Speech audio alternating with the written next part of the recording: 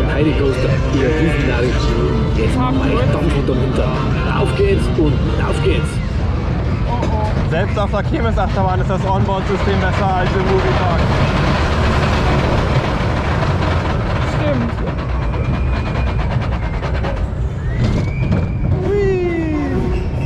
Noch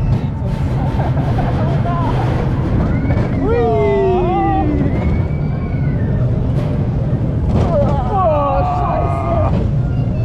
Das ist unangenehm.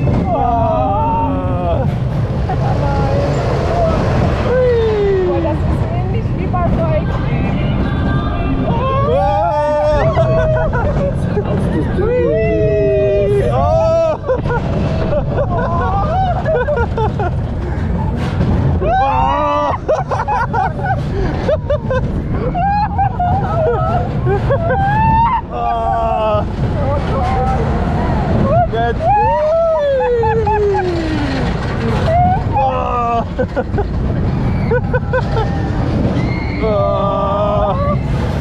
Morgen habe ich überall blaue Flecken.